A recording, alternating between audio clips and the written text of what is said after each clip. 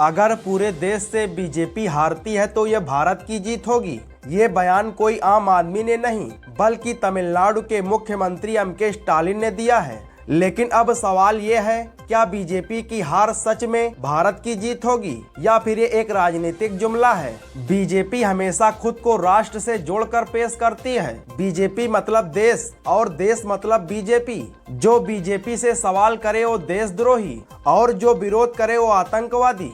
तो ऐसे चुनावी माहौल में जब कोई नेता कहता है कि बीजेपी की हार मतलब भारत की जीत, तो ये कोई छोटा बयान नहीं है बल्कि बीजेपी के फर्जी राष्ट्रवाद के नैरेटिव को सीधा चुनौती देता है। बीजेपी कहती है कि हम नहीं तो कौन, लेकिन पिछले 11 साल से बीजेपी के राज में बेरोजगारी चरम सीमा पर है, महंगाई आसमान छू रही है, किसान छात्र नौजवान हमेशा सड़कों पर ही रहते हैं, संविधान पर रोज सवाल उठते हैं। तो अब सवाल बनता है कि इन सब परेशानियों के कारण बीजेपी हारे तो क्या लोकतंत्र की जीत नहीं होगी। एम.के. स्टालिन असल में ये बात कहना चाहते हैं कि देश किसी एक पार्टी की जागीर नहीं है।